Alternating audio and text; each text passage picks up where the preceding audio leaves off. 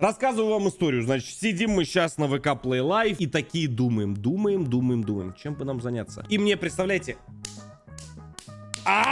говорят, у Чернеца вышел ролик. А это что это значит? Это значит то, что внизу в описании его канал. Надо перейти и сразу поставить лайк. Можно сразу вот здесь поставить лайк, не можно, а нужно, понимаешь? И посмотреть, потому что жуткий сигнал из космоса. Из космоса. Шапку жалко, из фольги я потерял. Это идет зомбирование, это идет промывка мозгов. Но мы все помним то, что контакт уже близко. Они среди нас еще Скали и Малдер говорили. И если я уйду сейчас, то они выиграют. Смотрим. И, кстати, в комментарии знаете, что найдете? Межгалактическую ссылку. На что? Не скажу. Ладно, скажу. На нашего партнера. Да, он, кстати, даже в космосе есть. Да, оранжевая есть планета, да. Планета Вин. Прям так глядишь, а там такая строчка бегущая летит. Да, как кольцо у Сатурна, только такая по кругу. Реклама идет, понимаешь? Хорошо, что у нас нет рекламы, да, но у нас зато есть фрибеты. У наших партнеров там можно зайти и забрать, кстати. Да, новым, старым пользователям, да, всем раздают там вообще просто невероятно. Спасибо, кто регается. Лайк поставил, не забыл. На канал подписался, поехали. Кстати, есть те люди, которые жмут еще кнопочку, прикинь, поделиться в социальных сетях. Вы вообще в рай попадете. Как вы это делаете? Спасибо. Что бы вы сказали, если буквально на пороге вашего дома оказался пришелец? Что-то типа... Значит, я... Вот понимаете, вот я уже все продумал. Я все знаю. Я все знаю. Я что, зря подписан на РЕН-ТВ? Или вы что думаете, я зря смотрю этот канал? Там вся чистая правда, между прочим. И все такие, да, конечно, РЕН-ТВ, вот эта вот теория. Rебята, они знают правду. Они все знают. Я их смотрю. Не пропустил ни одной передачи. Все, что пропустил, смотрю в повторе. Так же, как, кстати, вы видосы, за что вам спасибо. Я бы ему сказал... Хао. Так, мы здороваемся. Не знаю почему, просто потому что. Охренеть. Потому что они есть, они среди нас. И не могли бы двигаться. Это вопрос, на который невозможно ответить. Ты не знаешь, как поведешь себя в стрессовой ситуации. Никакой не стресс. У меня контакт с ними будет. Ситуации. Но один человек на нашей планете на этот вопрос ответить смог. 1977 год. Делавэр, штат Огайо, США. Да какой Огайо? Я вам еще раз говорю, у нас был контакт. Я видел вот так вот с глаза на глаз. Он вот так тоже посмотрел и ушел. Да. США. Испугался. Здесь находится гигантский радиотелескоп «Большое ухо». Обсерватория была Большое частью проекта Университета штата Огайо «Поиск внеземного разума». Это огромная неподвижная антенна, которая, используя вращение Земли, Ахайо? Чё? Ахайо?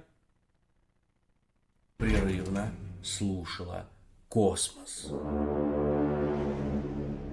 Блин, говорит, чуваки, куда бы денег еще отмыть? Уже некуда, понимаешь, некуда. Уже на все потрачили.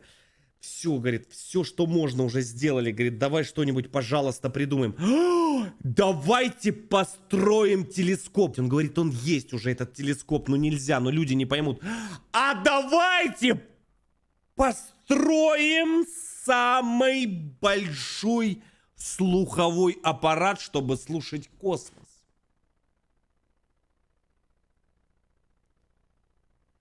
Да, конечно.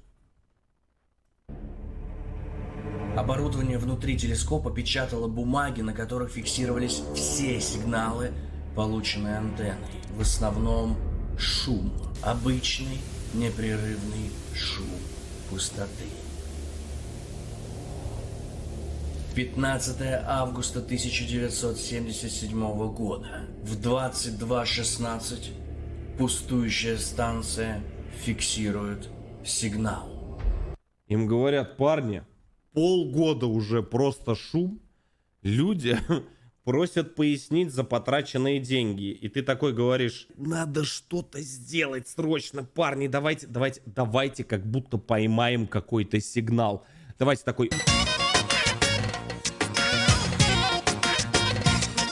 Почему такой, неизвестно, понимаешь, потому что все загадочно. Просто... только через 3 дня на станцию приезжает техник. Он должен остановить обработку данных, вывести их на печать, а затем полностью очистить память. В те времена носители данных были очень маленькие, и процедуру нужно было выполнять каждые несколько дней. Он берет распечатки сигналов, полученные антенной, и отвозит их астроному Джерри Эхману, который в тот момент работал волонтером в обсерватории. Тот каждые несколько дней Директор НТВ. просматривал распечатки в надежде увидеть хоть что-то. Эхман достает бумагу, ручку, садится за свой кухонный стол и обводит цифры, хоть как-то выделяющиеся из общего космического шума. А затем он замирает. А там Мэйдэй, Мэйдэй, помогите! Лёлик! Вот так вот. Как можно А передать в точка-тире или в двоичном коде? Как можно вот так вот передать? Только с интонацией. Понимаешь, чтобы не просто было, а вот так вот. Вот так вот прям. Никто не знает, нет? Нет. 3 дня в обсерватории лежали бумаги, которые зафиксировали невероятно сильный, непрерывный сигнал из глубин космоса. В этот момент Эхман своими глазами видит, возможно, прямое доказательство существования внеземных цивилизаций. Сигнал, который до сих пор с уверенностью объяснить не удалось никому. Вот так так что вот. же вы произнесете, когда буквально своими глазами увидите пришельцев? Я вам Джерри говорил. Эхман обводит красной ручкой 6 символов неопознанного сигнала и пишет рядом «Вау». Ну, то есть «Вау».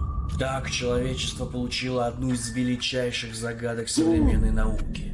Вау. Что это значит? Что это за цифры, господи? Кто это вообще понимает? Кто? Хоть один человек.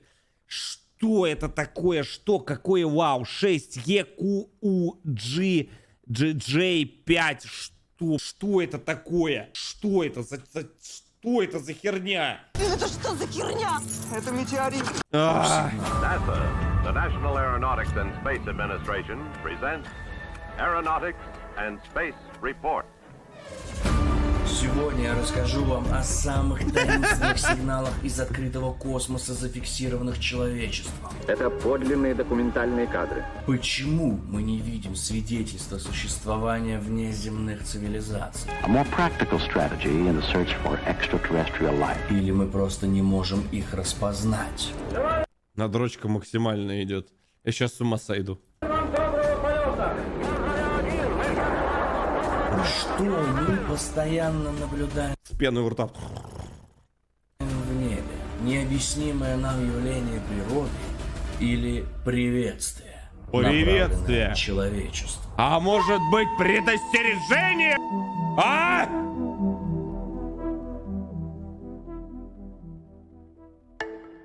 18 годами ранее, в сентябрьском выпуске журнала Nature за 1959 год, два физика из Корнелла, Филипп Моррисон и Джузеппе Кокони, попытались представить, а как инопланетная разумная цивилизация могла бы отправить сигнал человечеству. Первое.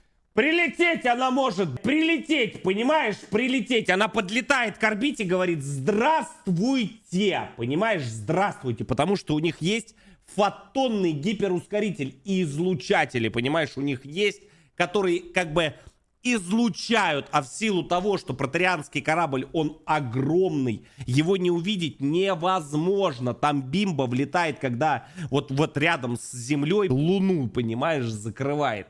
Понимаешь, там огромная черная бимба. И понимаешь, и как бы, и вот в этот момент все поняли, что вот он контакт. Это вы кого вызвали? Предположение, нам следует искать радиопередачу. Какая дурка, куда вы... Произвести радиоволны дешево и легко. Они не требуют много энергии и распространяются на огромные расстояния в космосе. Но на какой частоте? Кокони и Моррисон предположили, что Радио FM. инопланетяне выберут частоту, которая будет что-то означать для разумных существ, которые разбираются в химии и математике. И такую частоту нашли. In the beginning, it is believed, Как это в меме? Мы, говорит, НЛО засняли. Я, говорит, тебе отвечу. Серьезно, ты не верил? Нет, смотри, говорит. Вот, говорит, вот, собираем, говорит, конгресс, 100%, говорит, инопришельца. Да, я видел. All the matter of the universe was contained in a primordial atom. Водород – самый распространенный элемент во Вселенной. По теории Большого Взрыва в самом начале Вселенной был именно водород. And after hundreds of millions of years, great clouds of hydrogen gas began contracting. Ударьте по атому водорода, и он начнет резонировать с определенной частотой – 1420 МГц. А значит, сигнал нам следует искать именно на этой частоте. С тех пор 1420 МГц астрономы со всего мира используют именно для поиска внеземной жизни. И 15 августа... А они уже который век отсылают на не 420, а на 1419. И никто не додумывается сменить частоту, и все ждут. Понимаешь? 1977 года ровно такой сигнал пришел. Точно, как предсказывалось.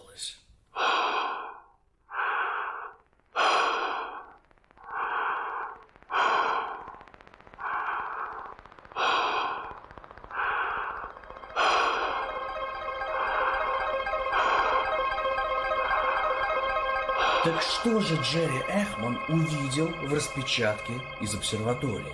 Да, это был радиосигнал. И да, на частоте очень близкой к 1420 МГц. Если вы посмотрите на эту распечатку, вы увидите такую последовательность букв и цифр. Эти буквы и цифры показывают интенсивность сигнала относительно общего шума космоса. Простыми словами, низкая интенсивность — это цифра от 0 до 9, а так как нужно использовать один символ, дальше использовались буквы. A — это 10, B — 11 и так далее. Таким образом, чем дальше буквы по алфавиту, тем сигнал сильнее. В переводе на цифры сигнал выглядит так. Причем мы видим на распечатке Все. Дальше, брат, можешь не продолжать. Все, давай. Привет. обычный шум космоса. Это 1, 2, 3. Именно поэтому, когда Джерри увидел букву Ю, он понял. Похуй!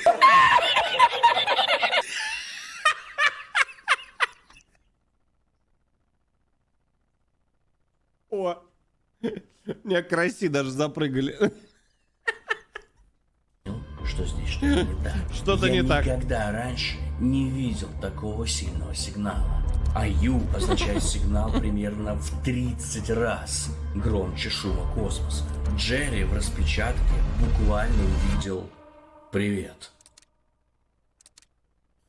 Продолжительность сигнала 72 секунды. Как я уже говорил, телескоп статичный, и он неподвижно вместе с Землей крутится и сканирует космос. 72 секунды. Ровно столько телескоп может фиксировать одну точку. Чего? Что за залысина сбоку? А, у меня как у Ленина, это у всех гениальных людей. На самом деле у меня вот здесь вот так вот тут волос нет, и это, короче, парик. Я просто как бы, ну, вот так вот его, ну, на ночь снимаю просто, понял, да? То есть, ну, я как бы, ну, что просто, типа, понял, да, никто не догадался, то есть, вы все это время думали, вот, представляешь, сколько лет, да, 9-й год думаете, что это, короче, это все настоящий волос. На самом деле, короче, у меня как у Ленина, понял? То есть, сигнал был очень громкий и постоянный. Но самое странное здесь то, что второй приемник, выйдя на ту же точку в небесах через 3 минуты, уже ничего не уловил. То есть, в принципе, огромная удача, что мы его поймали. Если бы сигнал пришел на 3 минуты раньше или на 3 минуты позже, то все, мы бы его не получили. Ага. Как будто что-то из космоса отправило нам сигнал и тут же исчезло. Ученые SETI — это аббревиатура «Поиск внеземного разума». Проследили, откуда пришел сигнал. Это созвездие Стрельца. Но когда они начали искать источник, там ничего не было. Ни планеты, ни звезды.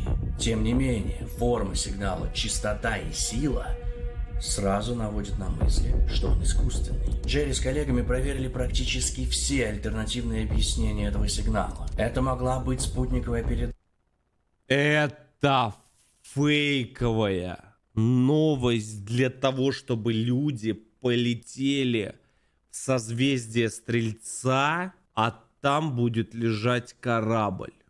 И такой, короче, здоровый будет лежать НЛО в виде рогалика. Туда они, короче, зайдут, а там он. Кто? А там пришелец. И они вот так вот, короче, к нему подходят такие, типа, изучить, сфоткать. А что это такое? А там херак! И чужой выпрыгивает. Да. Я видел. Недавно. Нет. Военный сигнал. Тоже нет. Сигнал Водородная бомба! Нет. Нету.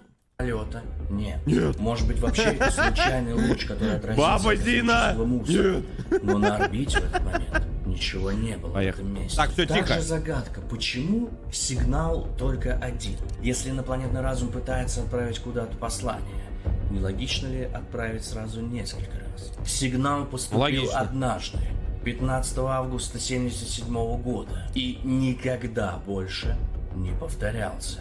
И тут кроется главная проблема.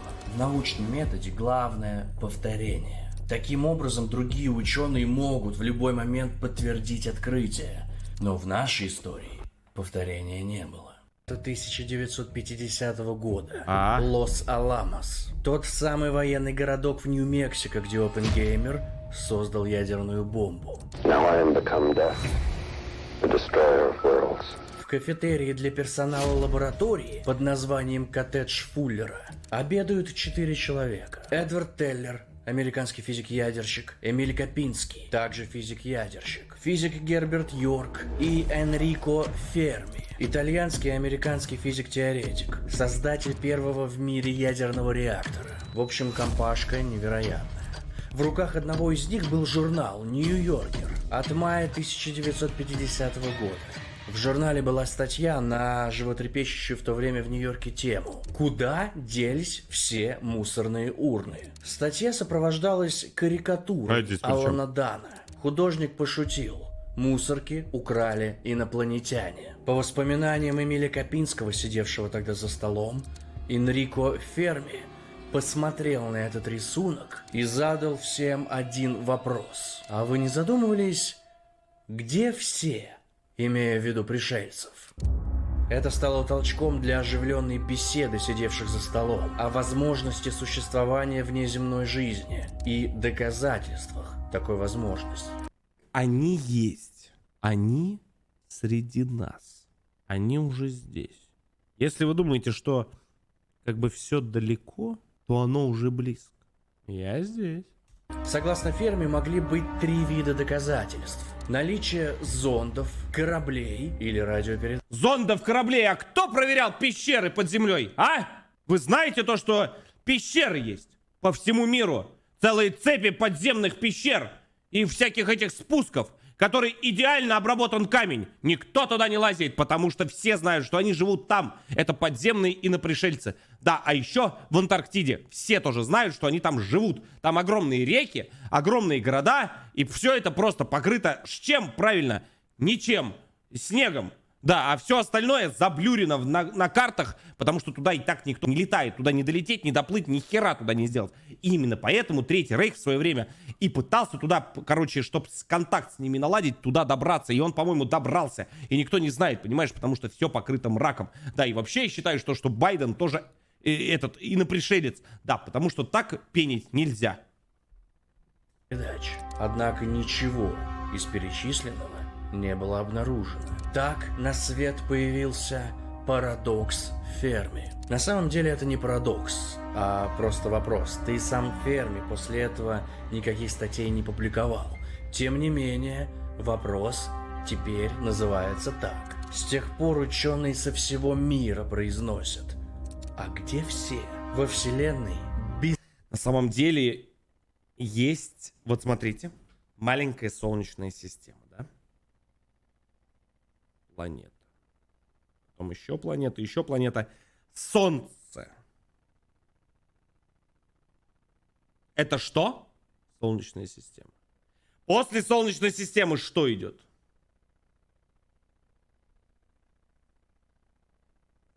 Что идет? Кто знает? А? Куча солнечных систем. Это что? Галактика. А вы знаете? Да, Млечный Путь. По губам тебе Млечный Путь. Это галактика. Это галактика. Осуждаю.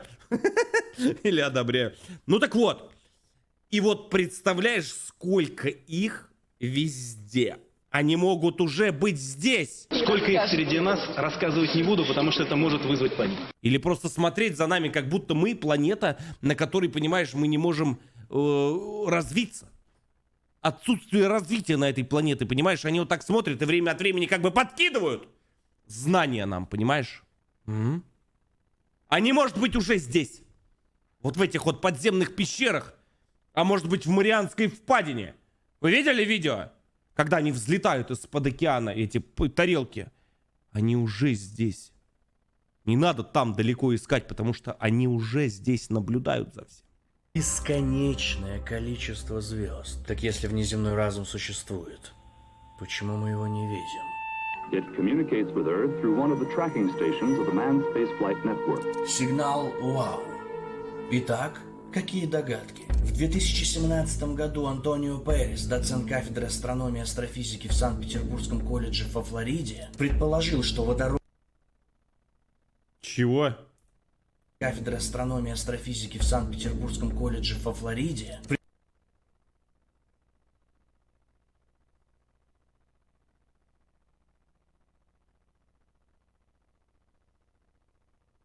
Чего?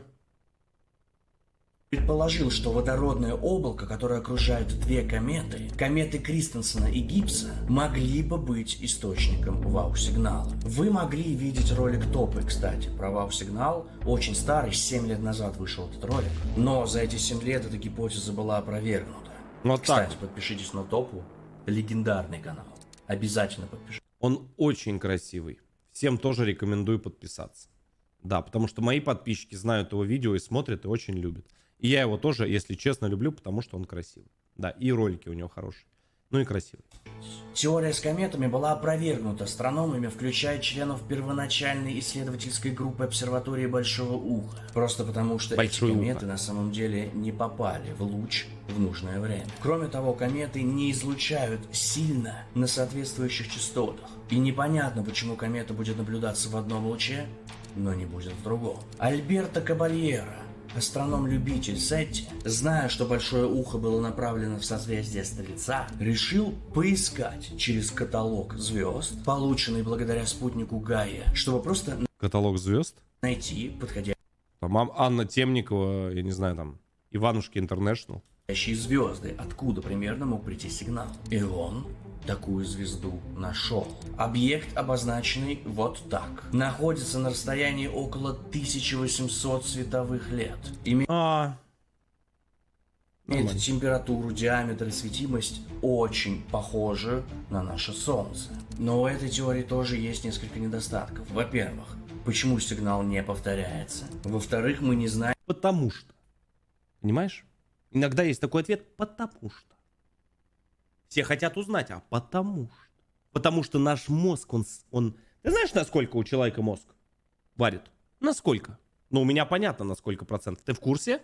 Насколько у человека на самом деле работает мозг? Слышал, что мы задействуем лишь 20% нашего мозга. Насколько у Эйнштейна работал мозг? А? В космос они собрались. Да? Освоить! Там говорят, что-то в районе 10%. Мозг только человеческий. Он работает. Ты понимаешь, то есть насколько мы недоразвиты? То есть мы отупели. Ты меня спросишь, почему? Потому что я недавно ездил отдыхать. Да, включаю телевизор, а там знаешь что? Там эти, да. Стоят вот эти вот 60 секунд, 54 секунды и поехали. 6 каналов подряд. Поэтому мозг перестает варить. Понимаешь? Вот так вот. И вот так вот. Из-под тишка. Да. Он, квадроберы. А ты думаешь, откуда появились? У них вообще мозг в отрицательную пошел. У них одна пружинка, чтобы уши держать. Веревочка натянута. Понимаешь? И после этого ты меня еще главное спрашиваешь. Алексей, а как это вот так вот? Вы себя изучите. Впадину Марианскую изучите. Амазонку изучили? До сих пор не изучили. Понимаешь? До сих пор. Эти вон прыгают, вон они. Он, пожалуйста, на лужайке вот. Недавно только он у нас полиция дубинками лупил их. Да. Говорит, о, тетя, да, палочку. Говорит, нам палочку сейчас киньте. Я говорю, да, сейчас кину. Если там подходящие планы. Короче, вы куда все летите? Какие вы там уши создаете? Вы здесь, у себя на земле, посмотрите. Копните, как говорится. Копни. О, Наська сидит, смеется. Сидит, школьница. Понимаешь, нужно здесь копнуть. Здесь. Потому что вся правда здесь.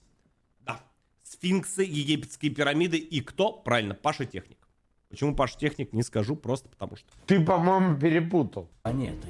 Звезда есть, но есть ли планеты, не ясно. Совсем недавно, 19 августа 2024 года, появилась новая гипотеза. Ученые, благодаря телескопу Аресиба, зафиксировали похожий сигнал из той же части космоса. Точнее, они там несколько все живут. похожих сигналов на той же вот, частоте. пожалуйста. Стали смотреть, откуда они пришли. А там и вот. обнаружили там облака водорода. Ага. Они могли бы, по идее, быть источником вау-сигнала, только одно дно.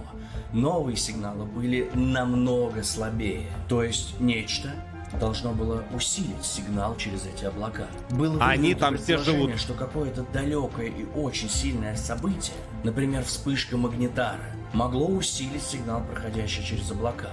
Да, это огромное совпадение.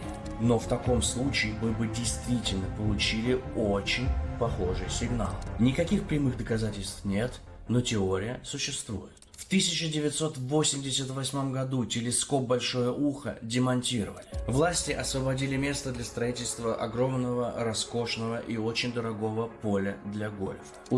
Вы чувствуете, что, насколько много общего все равно вот у людей на планете? У нас, кстати, в родном городе, город Клин, в центре города стоял кинотеатр советского времени. Назывался он кинотеатр «Мир». Стоял, никого не трогал. Говорят, давайте мы это старье снесем и построим новый ультрасовременнейший театр. Люди все сказали, давайте, конечно. Здорово, все, говорит, озеленим. План повесили, красота неописуемая. А потом люди начали замечать бетон. Везде бетон. И огромные бетонные сваи. Можете посмотреть на плане города. Кинотеатр. На самой жирной улице города. Зелень, говорит, деревья. Теперь там самая большая заброшка в городе. Да, там бетона туда столько вылили. Кто с Клина, он знает, да. Так до сих пор и стоит. Да, без деревьев, без бетона и без кинотеатра. И старого нет кинотеатра, и нового нет. И вообще ни хера там нет. Вот так. Да. Молодец. Сейчас, говорит, построим. Сейчас, да. Да, но народ что-то заподозрил. Да. Ладно, продолжаем про большое ухо смотреть, все тихо. Узнав об этом, конструктор большого уха Джон Краус объявил 28 декабря 1982 года, дату подписания договора, что телескоп снесут, днем позора. Сигнал, как я уже говорил, не больше его никто не видел. Снова зафиксировать его больше его никто не видел, а это поле для гольфа появилось. Не удалось, а значит, вероятно, мы никогда не узнаем, что же на самом деле это было. They hear faint but unmistakably meaningful sounds amidst the din of cosmic radio chatter. Фрэнк Дональд Дрейк, американский астроном. Задумавшись над парадоксом Ферми, он предположил, а можно ли рассчитать вероятность встречи с инопланетной цивилизацией? И написал формулу, принадлежащую... Формулу, чтобы рассчитать вероятность встречи с инопланетянами? Для определения количества внеземных цивилизаций Нас галактики, как минимум двое. с которыми у человечества есть шанс вступить в контакт. Записал уравнение он в 1960 году во время подготовки к телеконференции. Итак, сколько же инопланетян мы можем встретить? Нужно умножить количество звезд,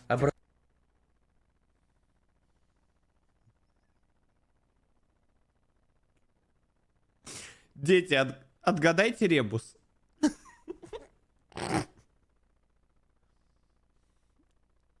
Напишите правильное слово в комментариях. образующихся в год в нашей галактике, на долю звезд, похожих на Солнце и обладающих к тому же планетами, на среднее количество планет с подходящими условиями, на вероятность зарождения форм жизни на планете, на отношение количества планет, разумные жители которых способны Ну и как, хоть кто-нибудь посчитал по сей день? Контакт и ищут его, количество планет, на которых есть разумная жизнь, и на время, в течение которого разумная жизнь существует. И там все, что думал, все и написал. Так, формула есть. Осталось посчитать. Но как это, сделать? Более-менее мы можем определить только две составляющие. А последнюю составляющую, сколько существует эта разумная жизнь, нельзя определить вообще, пока мы ее не встретим. Каждый считает по этой формуле как хочет и получает абсолютно разные значения. Получается, что формула бесполезная? Нет. Дрейк представил ее на конференции, и уравнение послужило основанием для выделения миллионов долларов на... Наш мальчик. Поживу, говорит, хоть под старость. По-человечьи. Молодец. Программу поиска внеземных цивилизаций. И получается, что благодаря этой формуле было сделано огромное количество открытий. This has been an Aeronautics and Space Report presented by NASA, the National Aeronautics and Space Репорт НАСА. Понял. 21 сентября 2012 года в рамках Международного симпозиума по электронному искусству в Нью-Мексико в сторону одной из перспективных экзопланет, расположенной в 22 световых годах от Земли, и которая может поддерживать биологическую жизнь, подобную Землей, запустили более 1500 твитов.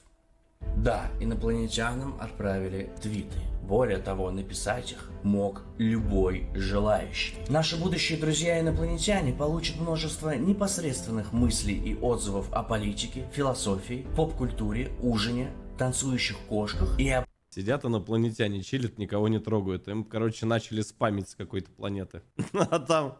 А где-то на бескрайней... Как вы, говорит, заебнате, говорит, твит. Пошла. Бимбо. Бан! Обо всем, что между ними. Итак, представьте, сигнал будет на, идти говорит, держи. долгие и долгие годы. И допустим... Сана, этот спам дойдет с танцующими кошечками до инопланетян. Там все с ума сойдут, скажут, что конченые. Какая-то разумная цивилизация. Планета, говорит, памеров, говорит, ублюдки. Цивилизация на другой планете этот сигнал получит. Так что же они прочитают? Внимание, инопланетная мразь, я объявляю космическую войну. Встречаемся на парковке у Йоркширского Макдональдса.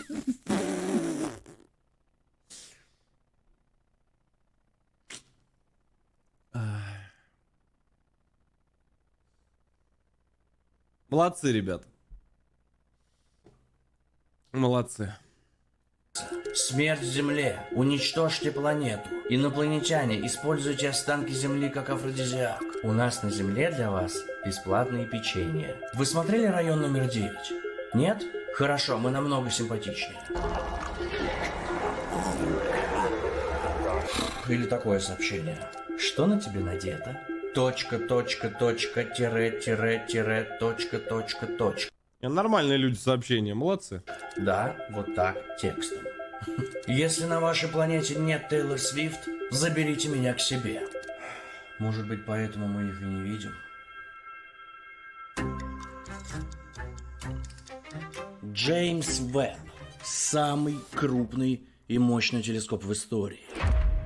Это телескоп, который находится прямо в космосе. Ученые из США, Европы и Канады работали над ним в течение 25 лет. Аппарат стоил 10 миллиардов долларов. И вот несколько самых крутых и красивых. Ну и как?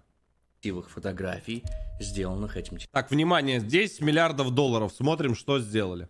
телескопом. Туманность Киля. Впервые в истории человечество получило изображение ранее невидимых частей нашей галактики. Здесь происходит формирование новых звезд. Планетарная туманность Южное кольцо находится на расстоянии примерно 2500 световых лет от Земли. Звезда в центре этой картины на протяжении 1000 лет испускала кольца газа и пыли во всех направлениях вокруг. Другая невероятная фотография — квинтет Стефана. Группа из 5 галактик. Вы мне объясните, нам, вот, землянам, нахера вот это вот? Ну, зачем нам вот это? Объясните мне просто, ну, на кой хер? Мы же вообще просто деревянные по пояс. Мы же, ну, у нас же просто, ну, мы не развиты, у нас, ну, еще развиваться и развиваться. Куда вы лезете? В какие 2000 световых лет? Красиво. Базару ноль. Галактик в созвездии Пегаса. Одни звезды при рождении вспыхивают, другие ярко искрятся. 10 миллиардов. Следующая фотография — очень детализированное изображение. У нас вот, между прочим, для того, чтобы 10 миллиардов, как бы это, даже спутники не запускают. Вон в квартирах прям на... Юпитера. Полярное сияние, которое в 1000 раз сильнее земных. Бушующие ветра. Огромное пятно. Это шторм, который настолько огромен, что мог бы целиком закрыть Землю. Следующая невероятная фотография. Самое глубокое и четкое инфракрасное изображение Вселенной в истории. Это скопление галактик в созвездии летучей рыбы. Но каким оно было 4,5 миллиарда лет назад. Так как расстояние гигантские и даже скорость света доходит не сразу, Джеймс Вебб сфотографировал эту часть космоса во времени, когда Земли еще даже не было. 17 лет ученые фиксировали этот сигнал. Затем в обсерватории было установлено новое оборудование, способное фиксировать сигналы на частоте 2,4 ГГц. И специалисты... Ну, у меня пылесос, кстати, на такой работает. И этот освежитель воздуха 2,4. Да, на пятерке не хочет работать. Определили источник. Астрономы заметили очень странную зависимость. Сигнал появлялся только в тот момент, когда работники отправлялись обедать. Странно, начали обыскивать помещение, нет ли какой антенны. Пусто. И тут вопрос к вам. Вы когда разогреваете еду в микроволновке, вы ставите, допустим, 2 минуты. Вы всегда дожидаетесь этих 2 минут? Вот зачем ты меня вот об этом спросил, а? И как мне теперь ночью спать? Вроде нет. Просто когда время заканчивается, звучит бесявый звук. И многие, и я в том числе, открывают дверцу за 1-2 секунды до того. Черт возьми, он прав. Как микроволновка закончит свою работу. А так делать не стоит, потому что в этот момент вы открываете работающую микроволновку, и оттуда выходит излучение. Точно так же, как происходило в обсерватории. Открыл микроволновочку. Чего ты ойкаешь теперь, айкаешь? Все, да? Плюс фобия. Астрономы 17. Вот. Познавательный. Говорят, интернета ничему не учат. Вот, пожалуйста. Во лбу потом, да, вырастет. Маленький такой. Будешь.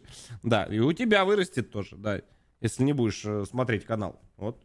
20 лет фиксировали, как работники, не дожидаясь микроволновки, открывали дверь и высвобождали пучок излучения.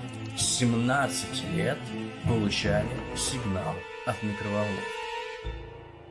Так что же с парадоксом Ферми? Где все?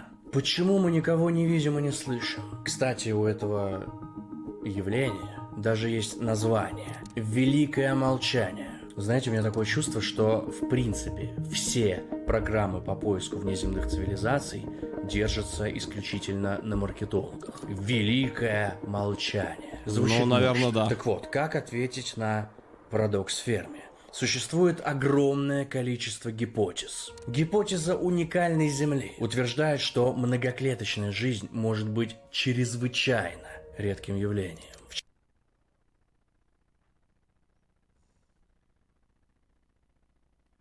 Им говорят, космос, он же бесконечный. Бесконечный, понимаешь? Только на Земле есть жизнь. В частности, из-за редкости планет земного типа. То есть то, что мы появились, невероятная удача. И в действительности никого кроме нас больше нет. Невероятная удача.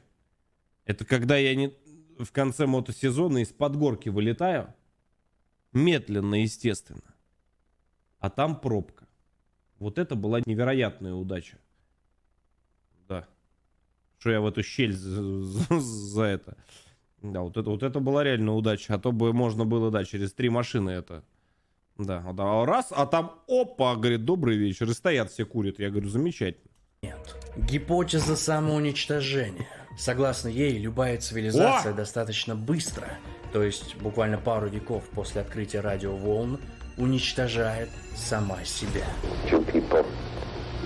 А сколько уже прошло?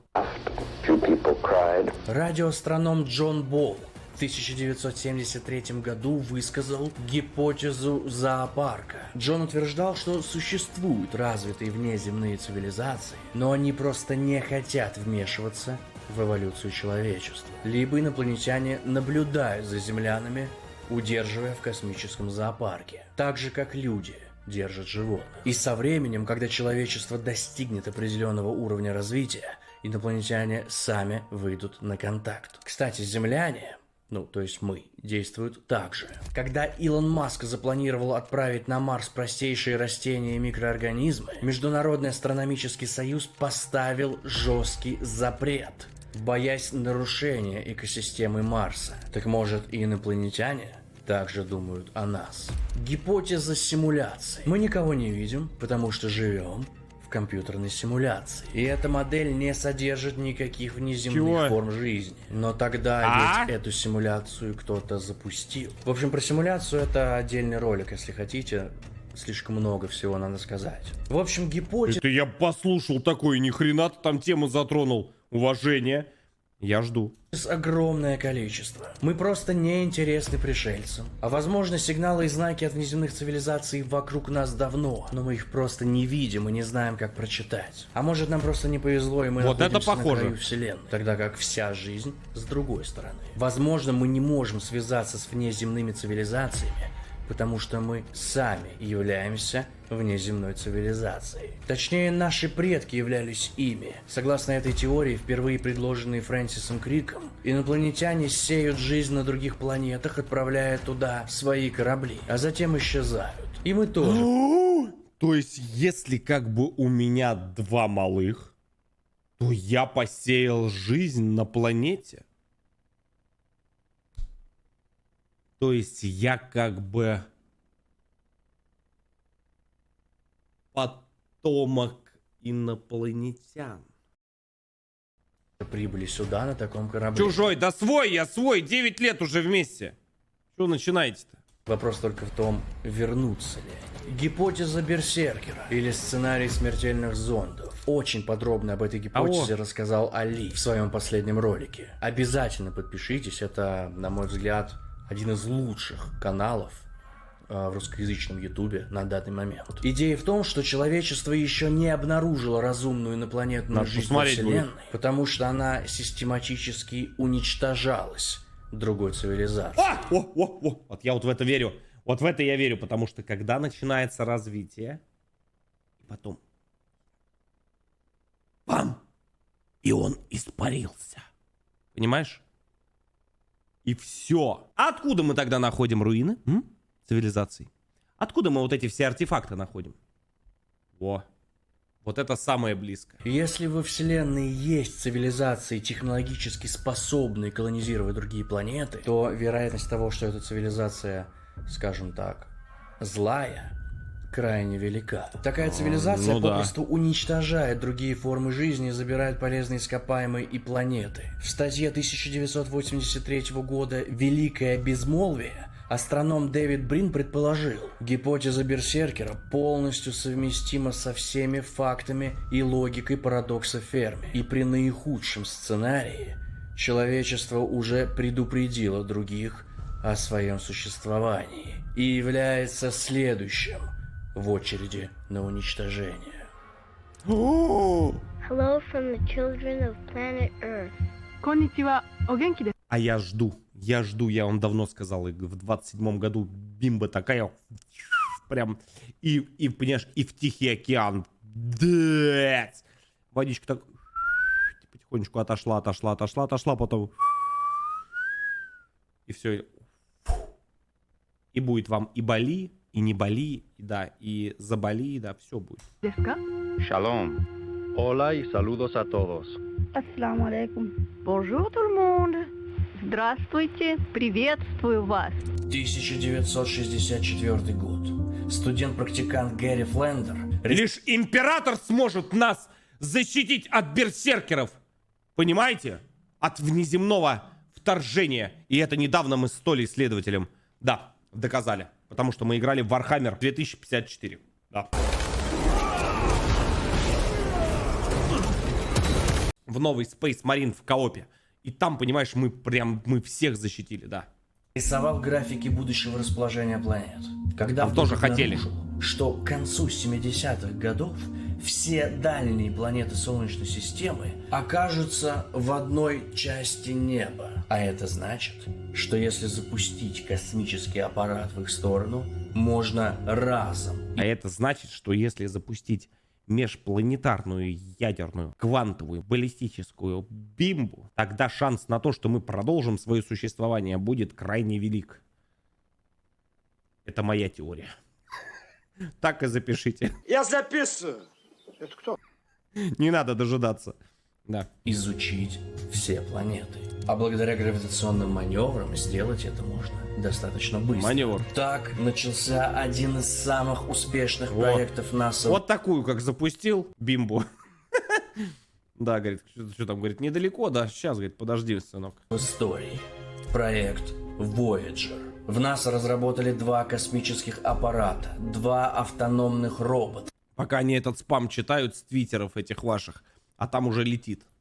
Которые и должны были изучать дальние планеты Солнечной системы. К борту каждого Voyager прикрепили круглую алюминиевую коробку, положив туда позолоченный диск. На диске 115 слайдов. На них собраны важнейшие научные данные. Ах, космоцыгане.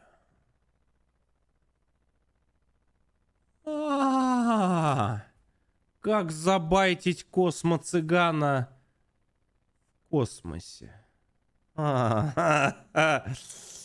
Гениально. Данные, фотографии Земли, континентов, животные, люди, анатомическое строение людей и их биохимическая структура, включая молекулу ДНК. Также указано местоположение Солнечной системы относительно 14 мощных пульсаров. Помимо изображений, на диске записаны и звуки. Плач ребенка, голоса птиц и животных.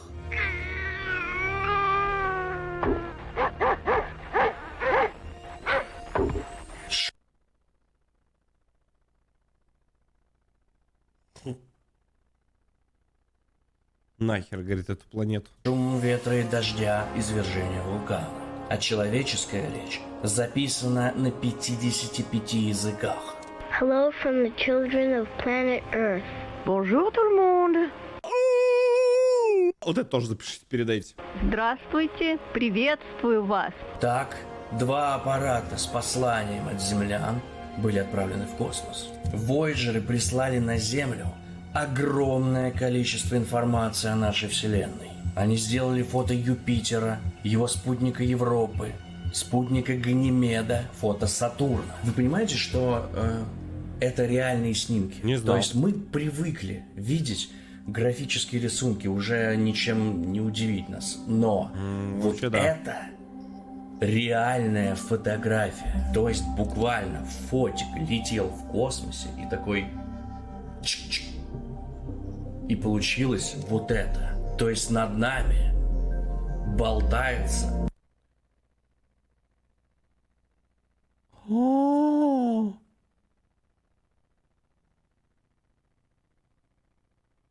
Юпитер.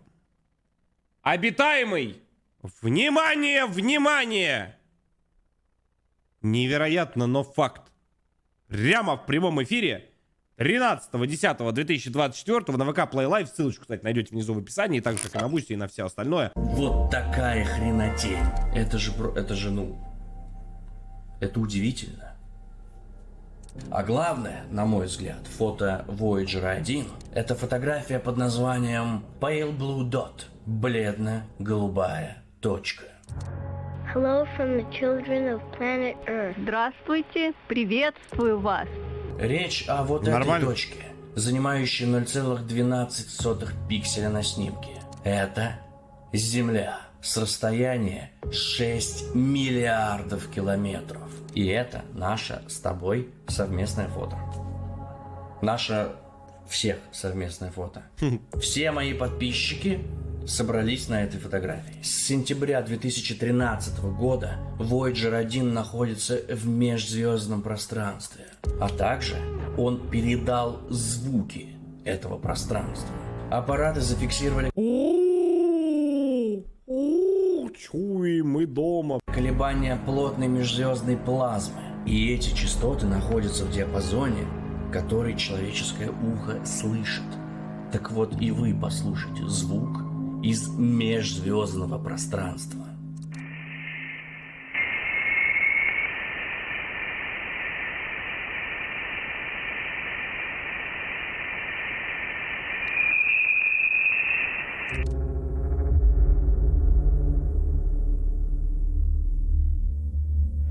Кстати, такие звуки были записаны еще на Марсе, на Венере, если вы хотите услышать. Заводчане работают с металлургического цеха. Добывают полезные ископаемые.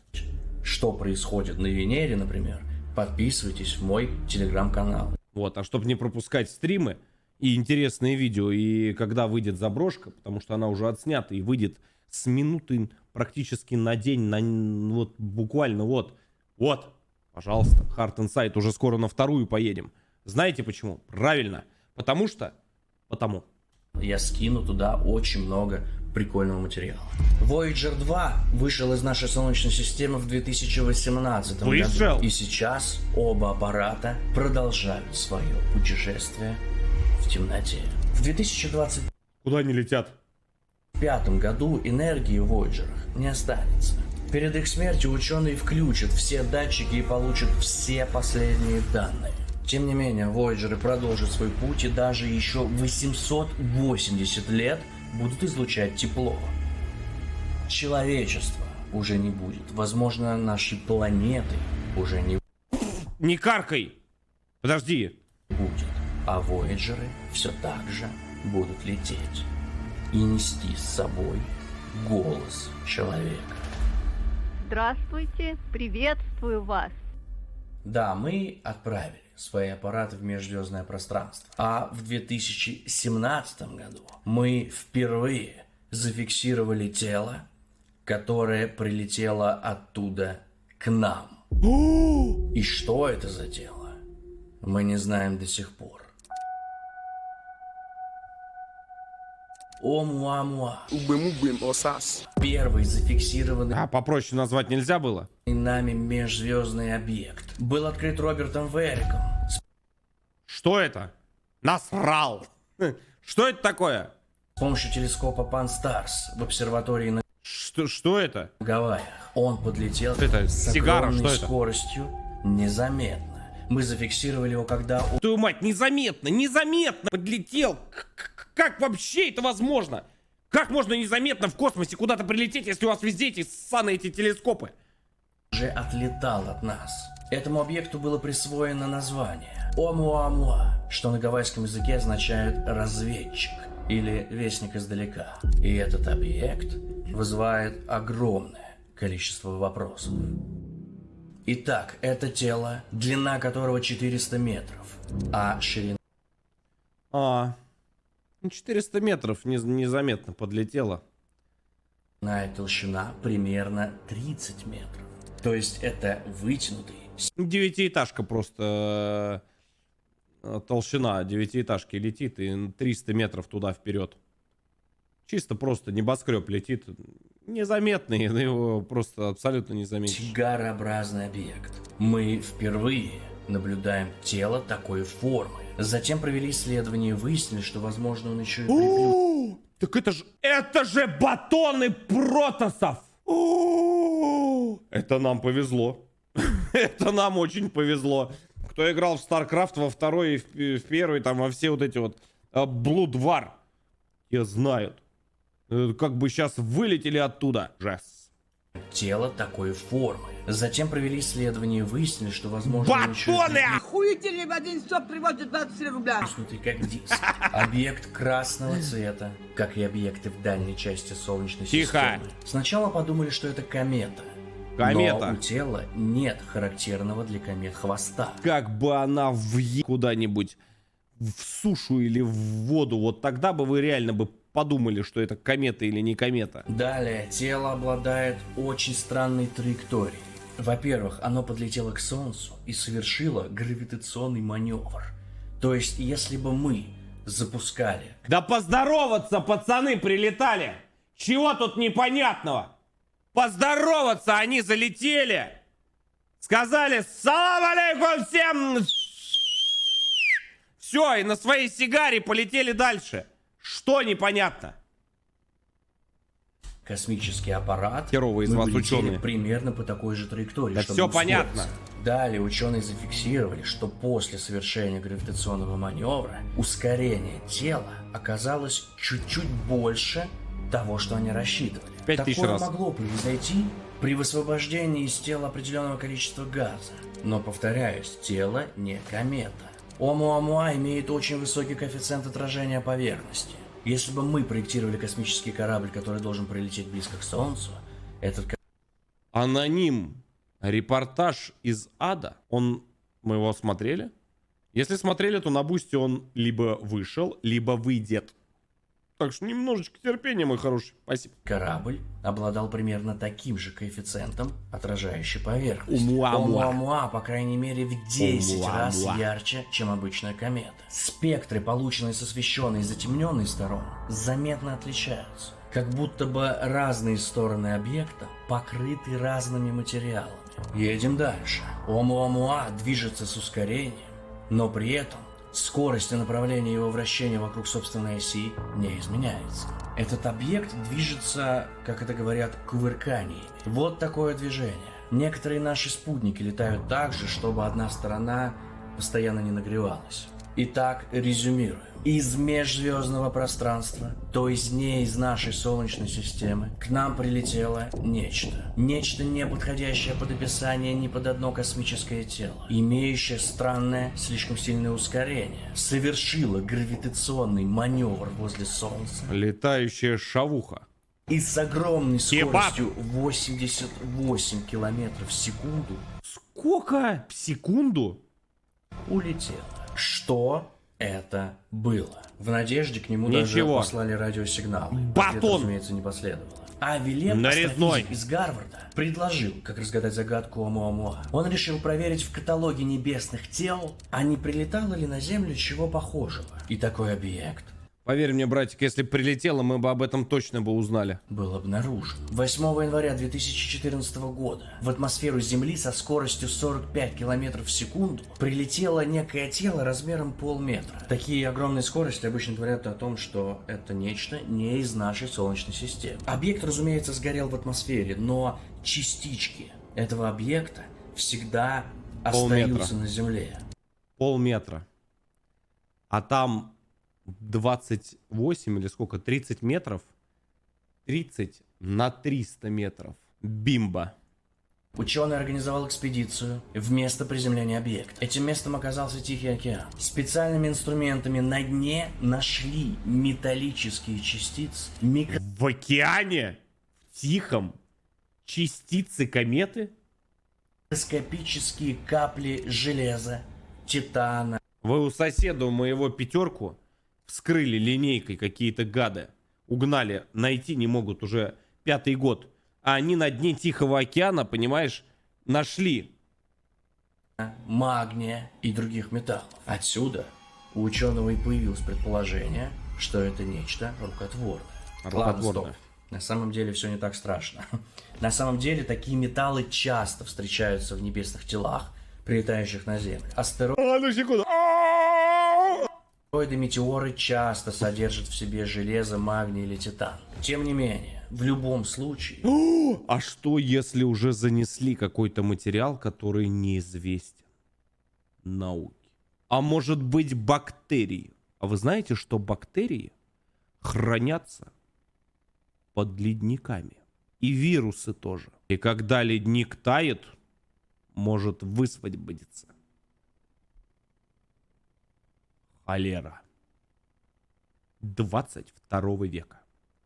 Что такое Оumuamua, до сих пор непонятно. Это не астероид и не комета. Проверить, что это такое, мы, скорее всего, уже не сможем. Тело с невероятной скоростью отдаляется от нас. В январе 22 года исследователи предложили проект Лира, в рамках которого космический корабль, запущенный с Земли, мог бы через 26 лет догнать Оumuamua. Но запустит ли такой корабль, пока неизвестно. Догнать? Парадокс Ферми. Кстати, на самом деле придумал его не Ферми, а Циолковский. В 1933 году он посвятил этому отдельную статью. Циолковский отмечал, что, во-первых, даже при большом количестве внеземных цивилизаций совсем не обязательно, что они начнут нас сразу посещать. Он напоминает, что австралийцы, например, на своем континенте десятки тысяч лет не сталкивались ни с какими цивилизациями извне. Во-вторых, в отношении нехватки сигналов от других цивилизаций. Вы заметили, что никогда нет новостей из Австралии? На самом деле Австралия — это не материк. Это огромный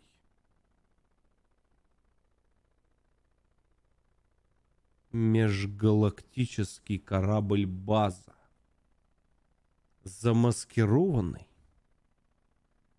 под кенгуру. Следует задаться вопросом, а их точно нет, или мы просто не можем их понять? А еще он добавляет мысль о том, что не стоит давать недостаточно развитым Мне, говорит, ваша Австралия, она мне, говорит, вообще не тарахтела.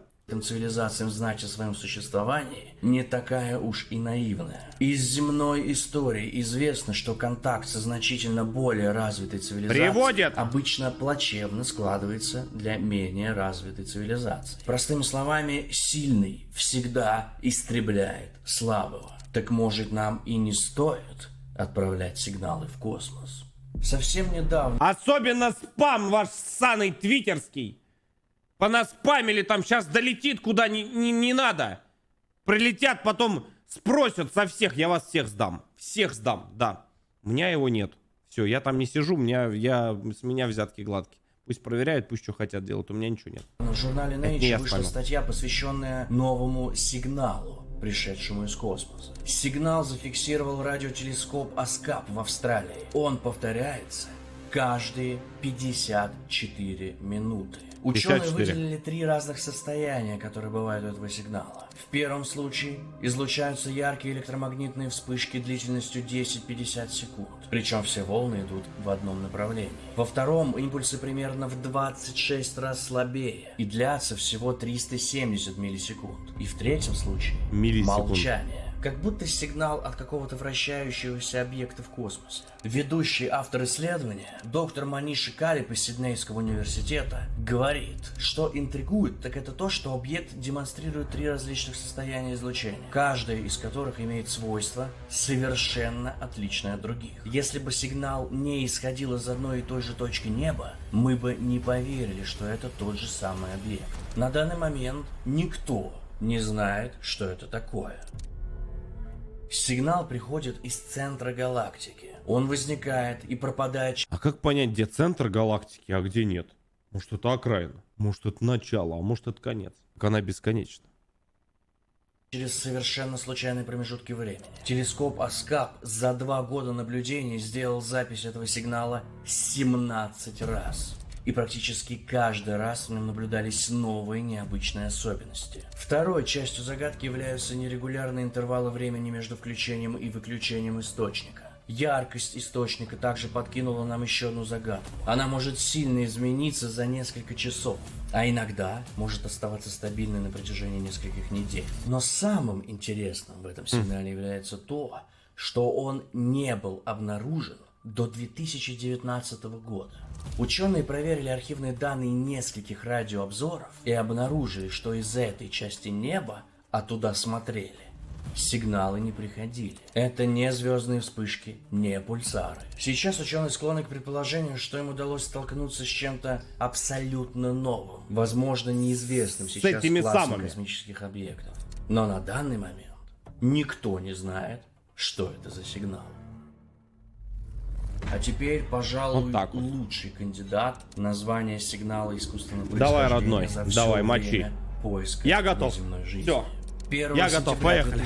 Опа, вот на он. страницах журнала New Scientist 10-й мой класс, я помню. Все, поехали. Ученые из университета Беркли сообщили, что им удалось зафиксировать радиосигнал искусственного происхождения. 18 марта 2003 года астрономы из Беркли навели антенны на те области звездного неба, из которых были получены наиболее подозрительные сигналы. Подтвердить удалось только один. Этот очень слабый сигнал был зафиксирован 3 раза. Общая его продолжительность составляла почти минуту. Один из руководителей проекта, астроном из университета Беркли, доктор Дэн Вертимер, сказал, что это самый интересный сигнал за всю историю программы SETI Home. Он пришел из точки, находящейся где-то между созвездиями Рыбы и Овна. Ни одной известной астрономам звезды или планетной системы в пределах 1000 световых лет от Земли там нет. Это не пульсар, не квазар, ни звезды, не межзвездный газ. Однако самое интересное в этом сигнале другое. Он был зафиксирован как сигнал с постоянной частотой, а потом стал резко меняться от 8 до 37 Гц в секунду. Такое может происходить из-за эффекта Доплера, если источник находится на планете, которая вертится тоже относительно Земли. Если это естественный объект, то он вращается в 40 раз быстрее Земли. Источник наблюдался 3 раза, общей длительностью около минуты, на частоте 1420 МГц. На той самой частоте. Ученые много раз пытались снова зафиксировать сигнал, но у них не выходило. Что это и какой объект этот сигнал излучал, неизвестно до сих пор.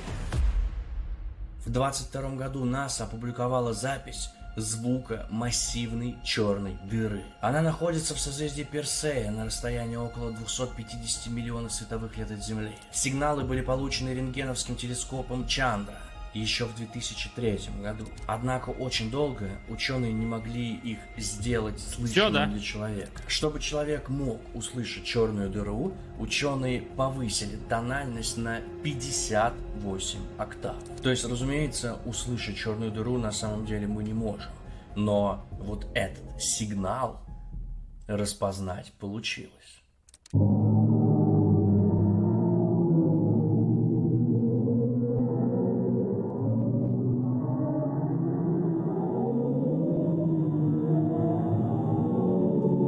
Это не кризис! Это пиздец.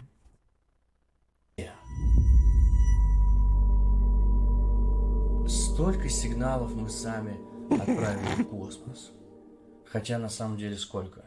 Немного. Мы начали отправлять сигналы только около 100 лет назад. То есть наши послания могли улететь только на 100 световых лет. Это совсем недалеко, ждать придется 1000 лет. Вот так сейчас выглядит область галактики, на которую можно засечь наши радиоволны. Ну то есть практически никак. Нам бы невероятно повезло, если бы какая-то внеземная цивилизация оказалась в пределах этой точки. Нам повезет! Вы сейчас этим спам этот свой, с вашими этими сигналами. Hello, здравствуйте, шалом там или что там. Вы сейчас доспамитесь, сейчас прилетят и эту нашу матушку-потаскушку землю по всему космосу не соберем потом. Хватит отправлять эти сигналы. Дайте пожить спокойно.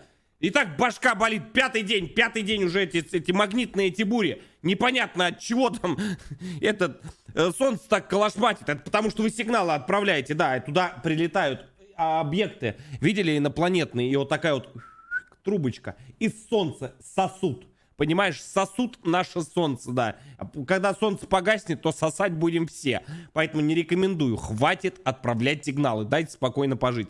Пощады. Хотя каждый из нас хоть раз в жизни, но получал сигнал, который нам отправила сама Вселенная. В 1965 году Арно Пензиас и Роберт Уилсон построили прибор для экспериментов в области радиоастрономии. Ленин? Они изучали спутниковую коммуникацию. И при калибровке этого оборудования они заметили... Раз никто не знает, но она есть, космические солнцесосы. Да. Вот ты видел, вот так тут подлетает такая, как с трубочки. Оттуда, да, потом солнце начинает, он все колошматит. Пятый день он уже моросит, не знаем от чего, потом YouTube, то ли РКН моросит, сидят, пенят, либо эти вспышки на солнце. От того, что солнцесосы сосут оттуда солнечную энергию. Странный шум. Шумовая температура в 3,5 Кельвина, которую они просто не могли объяснить. Именно за этот шум в 1978... Кому-то хотел спросить про сосуд, может там в комментариях девочки напишут, ну, передумал. В году они у нас все-таки культурные передачи. Премию, потому что они зафиксировали реликтовое излучение. Если вы когда-либо смотрели аналоговое телевидение, при настройке каналов вы видите вот этот шум. О! НАСА описывает. Включите телевизор на промежуточный канал, и часть помех, которые вы увидите, это после свечения большого взрыва. Это верно и для радио. Когда оно настраивается на частоту между станциями, часть слышимого звука является остатками излучения большого взрыва, произошедшего около 13,7 миллиардов лет назад. То есть буквально каждый из нас получал сигнал большого взрыва. Ну и я. То есть я как бы ученый попрошу с уважением с сегодняшнего дня. Как минимум. Да? Я получил сигнал. Вам сейчас отправлю сигнал. Готовы? Как Кашпировский. Подписывайся на канал. Подписывайся на канал. Интересно, а так работает? Я тогда каждый раз так отправлять сигнал буду. Так, одну секунду. Подпишись на канал. Не будь подпишись. Просто подпишись. Просто букву назови. Просто одну букву. А, Б, В, Г. Да, лево, право, право, лево. Тебе какую шкатулку, да? Какая шкатулка? Просто на канал. Просто подпишись на телегу и на канал. Все, больше ничего не нужно. Просто на телегу или на канал.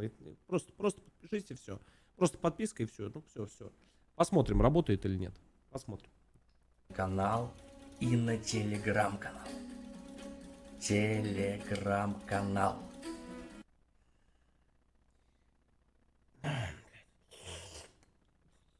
На телеграм, все подписываемся, чтобы не пропускать ежедневные стримы. Они идут и на ВК Play Life, и здесь, и везде идут, и фильмы смотрим, и что мы только не делаем. Каждый вечер есть чем заняться, нет чем заняться, иди на Бусти. На телеграм Heart Inside, Инсиде, и Heart Inside. Просто подпишись, просто один раз и все. Просто один разочек, такой маленький крапульчик. Да. Спасибо тебе большое.